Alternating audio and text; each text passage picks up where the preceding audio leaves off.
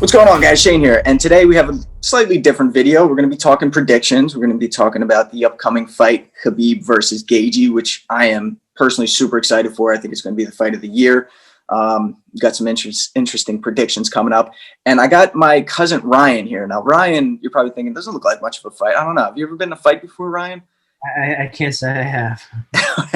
All right, but Ryan does have something very interesting to bring to the table here. He hit me up a couple months back telling me about this algorithm that he had built for predicting matches, for predicting fights when it comes to sports betting, very advanced stuff.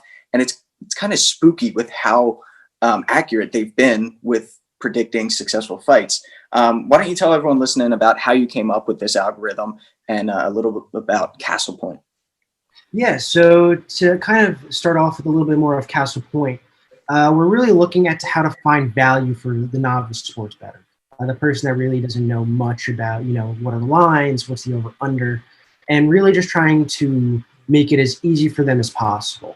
So, and just trying to find different value in different bets. I'm coming from more of a finance background, so people do this with stocks. They try to find that value, but we're just doing the same thing, but with sports betting. So, we're seeing that UFC is becoming an emerging market in the United States, minus, the big four of football, basketball, baseball, and hockey. And we saw that it was a really, really interesting field to go into. Because there's not a lot of advanced metrics for the UFC out there right now.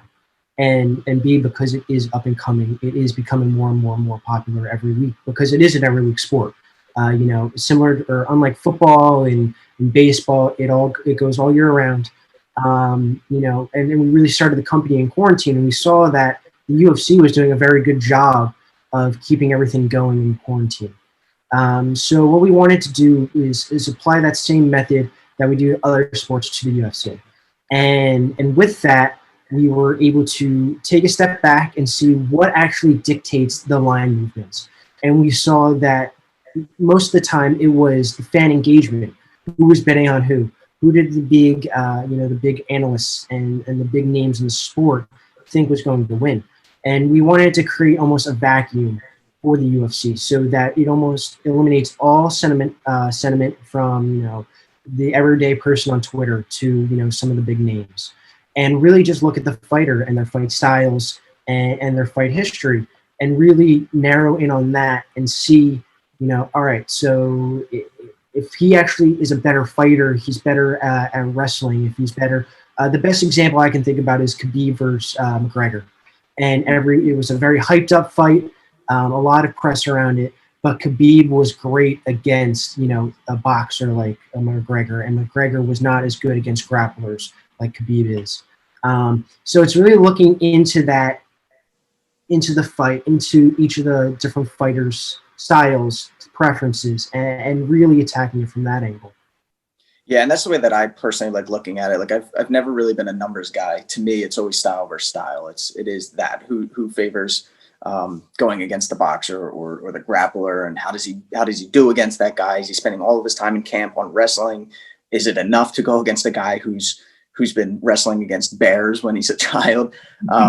But you have had tons of success. Castle Point's it's been extremely accurate. But you said some of your friends who have been following Castle Point's predictions have made like insane amounts of money, right? Yeah, so we have some friends that are a little bit riskier when it comes to betting. Those people, luckily, it has paid out for them. They're making upwards of 10, 11,000%. Starting with $50, making all the way up to $6,000, $7,000, $8,000 just within the 7 weeks that we've started here. So it's really cool to see and see them make so much money off it because that's why we started this. We wanted to help people that didn't know much about a sport be able to capitalize as much as some of them have. Dude, that's wild. I've never bet any money on a fight, but I think this weekend Gaethje versus Khabib is going to be the first fight that I actually bet money on. But it's going to be interesting because what if my prediction's wrong from the machine, from the computer? I feel like it's like when you play chess, but you go against the computer and the computer's all knowing and it never loses. But I'm like Mhm. sitting yesterday. I was just like, was watching footage. I was listening to interviews. I was writing all my notes down. I felt like a mad scientist. I was like pulling my hair out, trying to figure it out. I'm like, what if I'm wrong? What if my prediction's wrong? What if the computer tells me otherwise?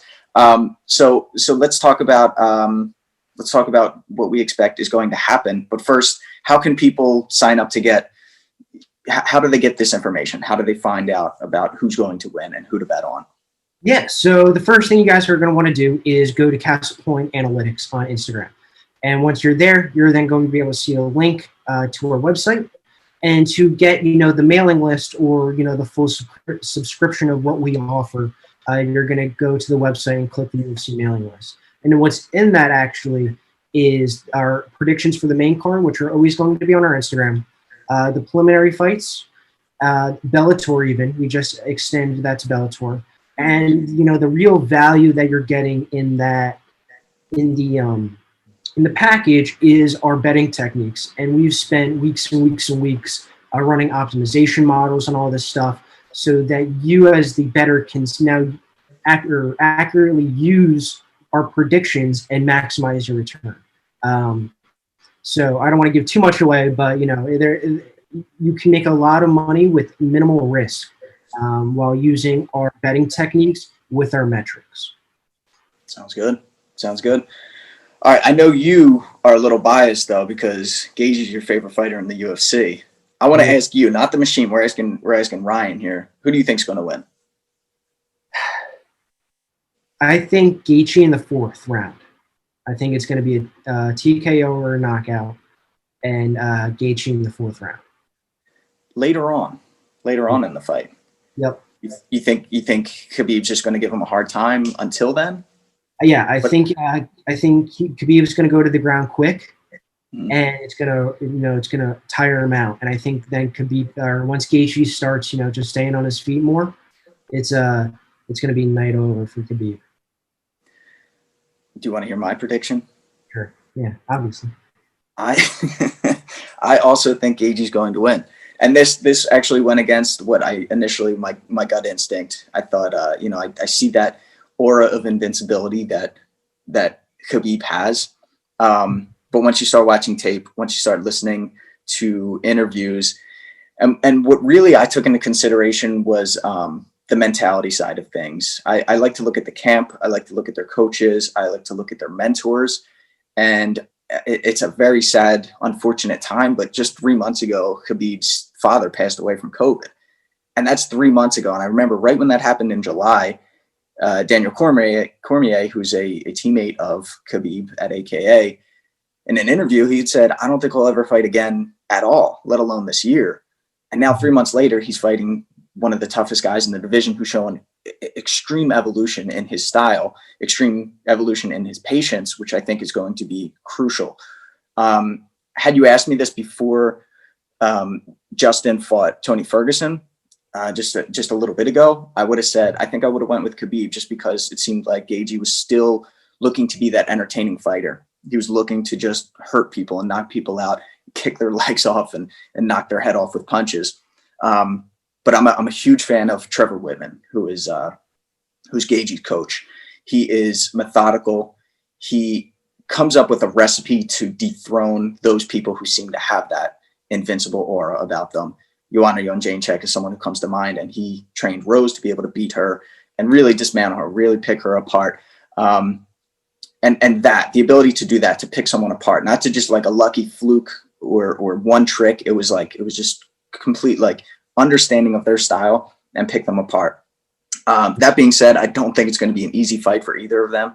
I think these guys are tough as nails, literally wrestling bears. And then you look at Gaethje, who is a Division I NCAA All-American. He was an Arizona State two-time champion. Really, really good wrestler, but we never see his wrestling, right? He never wrestles. He always wanted to be this entertaining fighter, but after his back-to-back losses with against Eddie Alvarez and against Dustin Poirier, there's his coach asked him. He said, "Do you still want to be the most entertaining fighter in the world?" And he said, "No, I want to be the champion now." And I feel like that was like a light bulb moment for him. He clicked, and it looked like really his style started to change. He started to become this different type of fighter, a little more methodical, a little more calculated, a little more calm and careful with what he threw. Khabib is really good at draining guys. He's really good at making them tired while conserving his own energy, right? He takes you down, he trips you. Not only is he good with his upper body, he's good with tripping your legs and then tying your legs up with his legs and then just beat you. It's just a grueling, you're holding his weight up while he's pounding you with elbows and punches. So I think you're right. I think it's going to be that. I think it's going to be a tough couple of rounds for Gaethje, but if he can stay patient, if he can continue to scramble, he said, his style of wrestling, that folk style wrestling, you're not allowed to go on your back. If you go on your back in training, you got to do push-ups. So he's like, since I was 4 years old, if I think about going on my back, no, I'm just scrambling. I'm getting right back up to my feet. Easier said than done when you're going against someone like the Eagle. But I think that's going to play a big part. Like a lot of these guys, they go to their back and there's that moment where they think, all right, this is Khabib on top of me. Maybe I should resort to my jiu-jitsu where you're safe on your back, but I don't think that works. And I don't think we're going to see any jiu-jitsu from Gaethje. I think it's going to be his back hits the floor. And this has happened before. We don't see a lot of wrestling from him, but we've seen him against Eddie Alvarez and Poirier where like they'll catch a leg from a leg kick and his back will hit the ground. And then he like somersaults and kicks off the cage and he's right back into like a Superman punch. So he's wild. He's crazy. He's hard to keep down. And he hits so hard. I think if he catches Khabib, I really think he can knock him out. If not, he's going to stumble him. He's going to finish him with a TKO. That's what I think is going to happen. Yeah, I mean, it is, like you said, it is going to be the fight of the year. We all thought Israel Costa might have been it. Like, this is going to be a complete new level. Yeah. New level. Yeah. So we want to hear what you guys think. Comment down below. I know I kind of took a break from predictions. I think the last time I made a prediction was Conor against Aldo. And was way off with that one. I don't think anyone really predicted 13 seconds with that. But I'm confident in this one. Watched a lot, like I said, with the camp, with the training, with the mindset, and the track record of each of these guys. Again, Khabib hasn't fought in over a year. I know he's kind of used to that, is these long layoffs. But I think he lost someone very special to him. And I think we're going to see like a little less of a fire. I don't know. It could be, that's what predictions are.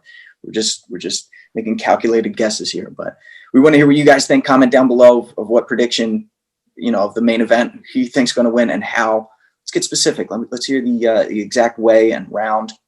But definitely check out Castle Point. Links will be in the description below for their Instagram and for that mailing list, so you can sign up, so you can make that investment and start making a lot more money. Like I said, these guys, it's been eerie with how accurate. I'm like, you guys are predicting the future.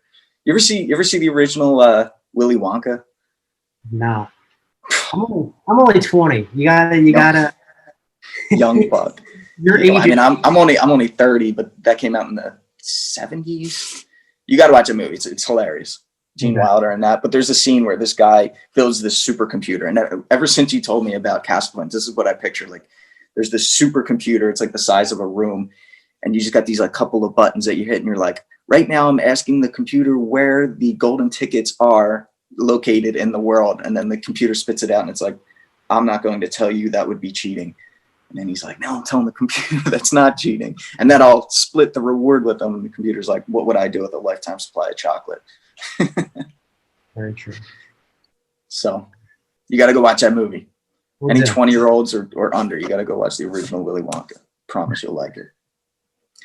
All right, Rye Bread, thank you for coming on Fight Tips.